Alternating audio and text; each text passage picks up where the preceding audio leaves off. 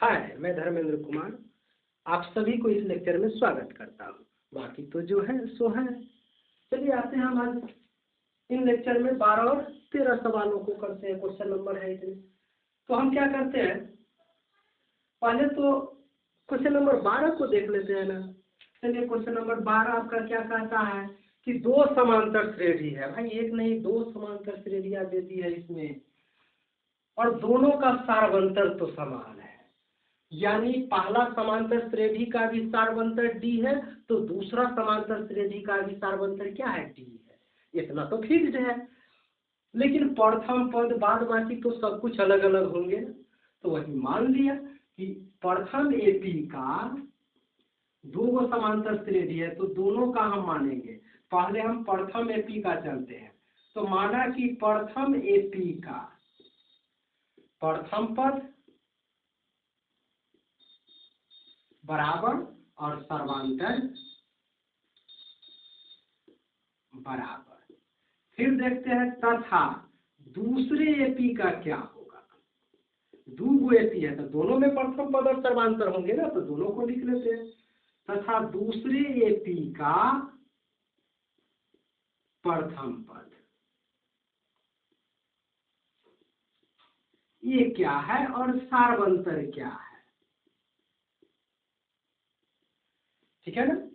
देखिए इनको तो हम आसानी से समझ लेंगे, लेकिन सबसे पहले जो आदमी थोड़ी देखते हैं और कट के आगे बढ़ जाते हैं उनके लिए एक हिदायत है कि इन वीडियो के हम लास्ट में इन खासकर इन क्वेश्चनों के 12 नंबर क्वेश्चन के लास्ट में एक ऐसा हम इसी क्वेश्चन पे आधारित एक ट्रिक देंगे जिससे आपको बस क्वेश्चन देखते ही आपका जवाब आपके सामने आएगा, जो ऑब्जेक्टिव में आपको काफ़ी सहूलियत होगी। इसीलिए वीडियो छोड़ के मत जाइएगा, पूरे अंत तक जरूर देखना है, तभी आपका इसका कंसेप्ट भी क्लियर होगा। और कंसेप्ट क्लियर होगा तो इस क्वेश्चन को आप खुद अपने अंदर बनाने की स्किल डेवलप कर पाएंगे।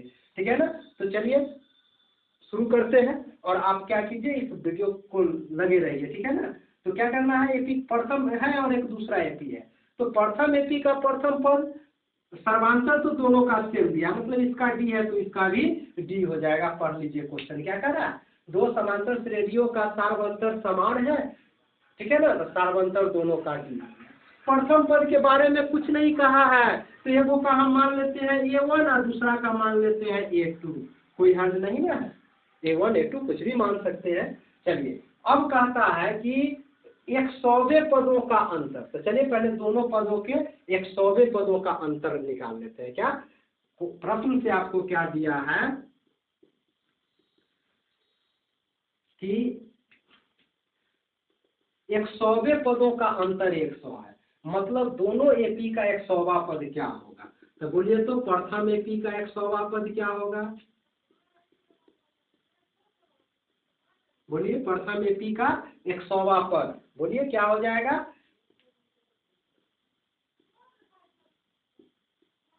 इसको हम लोग चलिए A100 से सूचित कर लेते हैं। ठीक है ना। और दूसरे एपी का 100वां पद क्या होगा।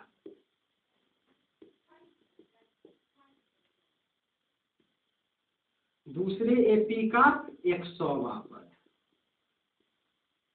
क्यों निकाल रहे हैं, आपको पता भी है। A100 है, काम करते हैं दोनों अलग अलग एपी है तो इस काम करते हैं A100 है तो इसको डैश लगा देते हैं अलग पहचान होने के लिए। मान लिया है कि दूसरा एपी का 100वां पद A100 डैश है और पहलू का एपी का 100वां पद A100 है। ठीक है ना। नहीं तो आप अलग अलग मानना चाहे तो चलिए वो को छोटका ए मान लेते हैं, वो को बड़का ए भी मान सकते हैं। तो प्रथम एपी का 100वां पद A100 है और दूसरे एपी का 100वां पद A100 है। ठीक है, इतना क्लियर है। अब आपको कहता है कि दोनों एपी के 100वें पदों का अंतर 100 दिया है, तो पहले तो ये निकाल लीजिए। तो A100 क्या होता है फार्मूला, A प्लस 100 है तो उससे एक कम डी, मतलब 99 डी हो जाएगा। लेकिन यहाँ प्रथम एपी का प्रथम पद तो आपका A1 माने हैं तो A1 हो जाएगा और डी तो वही है। चलिए दूसरे एपी का 100वां पद बोलिए A के जगह पर इसमें A2 है प्लस 100 है तो उससे एक कम डी, मतलब 99 डी।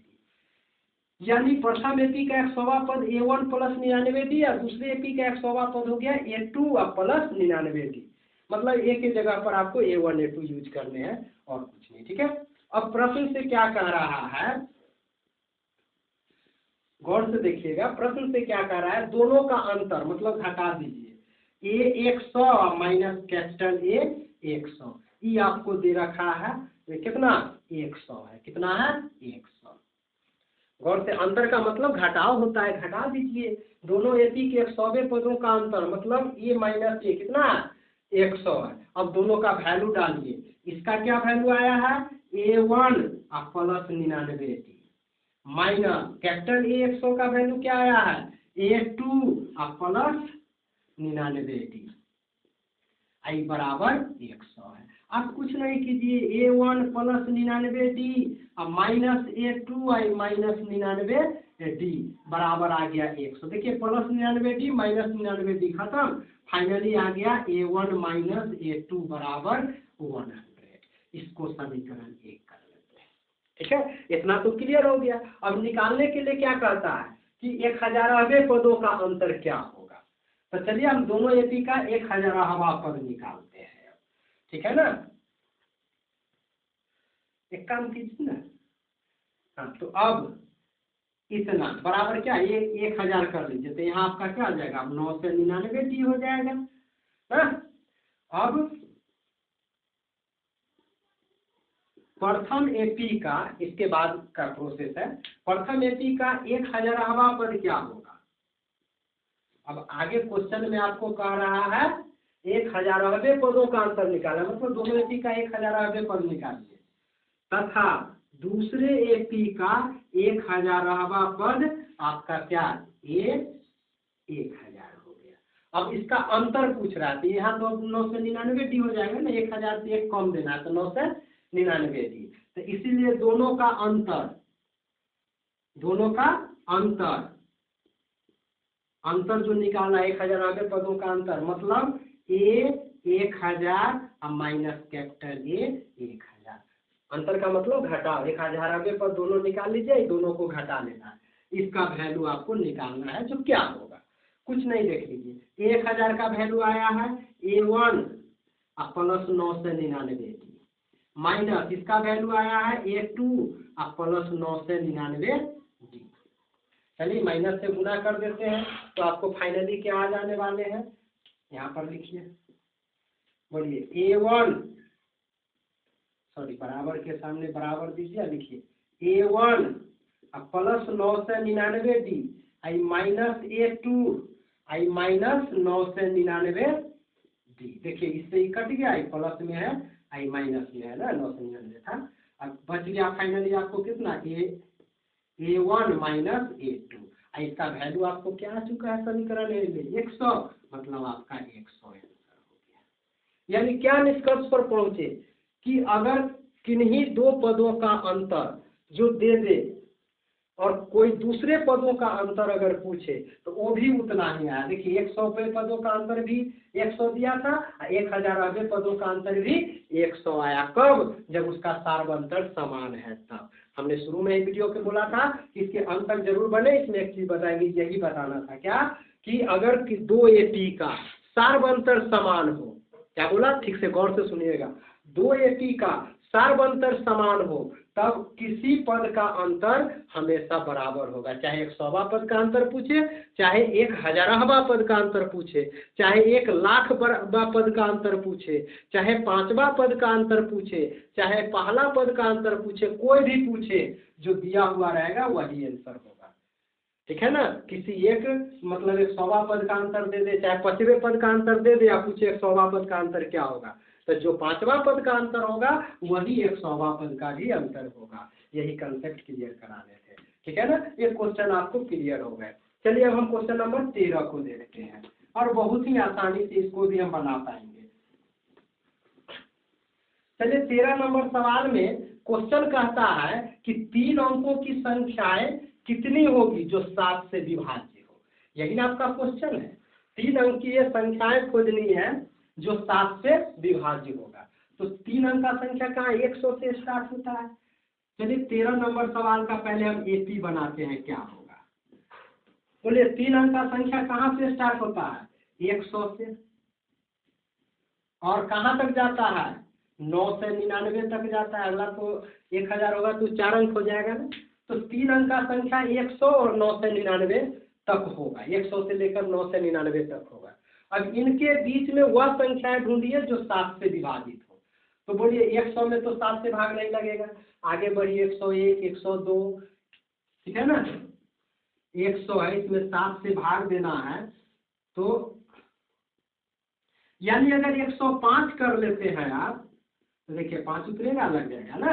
मतलब 3 अंक का सबसे पहला 7 से विभाज्य संख्या 105 है। मतलब 100 के निकट आपको खोजना है 3 अंक का संख्या जिसमें 7 से भाग लग जाए। तो कितना मिला? 105 ना। 100 था तो भाग नहीं लगा, 101 में देखे नहीं लगा, 2 में देखे नहीं लगा, 3 में देखे नहीं लगा, 4 में भी 104 में भी भाग 7 से नहीं लगा, आप देख लीजिएगा। और 105 में 7 से भाग लग गया है, मतलब इस एपी का पहला पद तो यहाँ पे स्टार्ट होगा, ठीक है। उसके बाद फिर अगला 7 7 जोड़ते चले जाइए, 7 5 12, फिर 12 7 19, इस तरह से बढ़ते चला जाएगा। और इसका लास्ट टर्म क्या होगा? तो 9 से 99 है ना, 9 से 99 से तो ऊपर जाएगा नहीं, तो 9 से 99 में आप 7 से भाग देके देखिए, तो एक भाग देंगे जब ये हम, तो आपका आ गया,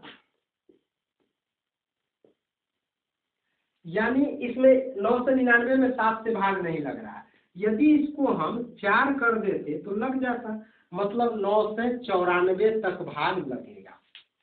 9 से 94 के बाद लीजिएगा 95, 96, 97, 98, तो उसमें 7 से भाग नहीं लगेगा। यानी आपको क्या करना है, 100 के निकट एक अंक खोजना है जिसमें 7 से भाग लग जाए, और 9 से 99 के निकट एक, क्योंकि 3 अंक का संख्या 100 से लेकर 9 से 99 तक होती है, तो दोनों के एंड पॉइंट आपको पते करना है जो उसमें 7 से भाग लगे थे। एक 105 हो गया, दूसरा 9 से 94 हो गया। अब इसका योग सॉरी पूछ रहा है जिसमें कितने हैं, मतलब एन का वैल्यू पूछ रहा है। क्या पूछ रहा है? फाइनली आपका एन का मान पूछ रहा है। इसको बनाने का तरीका आपको मालूम हो गया ना, क्योंकि 100 में 1 2 3 4 तक भाग दीजिएगा नहीं लगेगा, 5 में लग गया 7 से, इसीलिए लिखा है।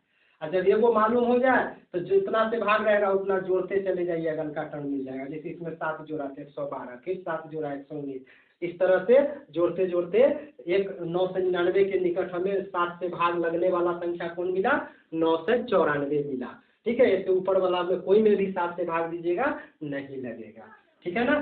तो चलिए अब इसका हम एन का वैल्यू निकालते हैं। तो बोलिए यहाँ ए बराबर क्या हो गया? प्रथम पद 105 हो गया। डी कितना हुआ? डी बताए थे दूसरा में से पहला को घटा लीजिए, 112 माइनस 105 मतलब 7 हुआ।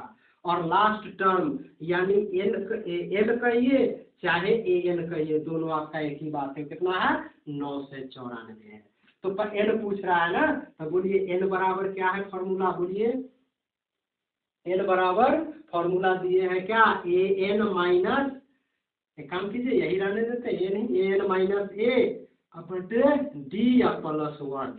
तो बोलिए ए एन का वैल्यू कितना आया है? 9 से 94 माइनस ए, तो ए है 105 बटा डी का वैल्यू है 7 प्लस 1। देखिए आपका आंसर तुरंत क्विक आने वाला है, घटा लीजिए 9 से 94 में से 105 घटा लीजिए, तो आपको कितना हो जाएगा? 889,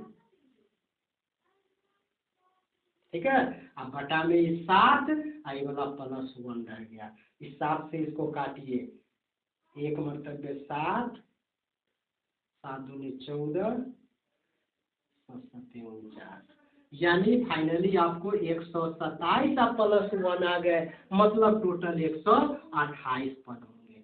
मतलब 5 5 जोड़ते जाइएगा 9 से 94 तक, तो टोटल आपको कितने टर्म मिलेंगे? 128 टर्म मिलेंगे। ये आपका आंसर रहा 13 का। देखिए कितनी बहुत ही आसानी से बना पाए, बशर्ते इसमें आपका यही था कि एपी बनाने आना चाहिए। एपी बनाने का क्या तरीका बताया? 3 अंक का रहा है तो 3 अंक का संख्या ढूंढ लीजिए दोनों तरफ, और उससे 7 से भाग लगे वही सब लेना है, दूसरा नहीं, ठीक है। तो चलिए आसानी से हम 12 और 13 को समझ पाए। Okay, thanks for watching.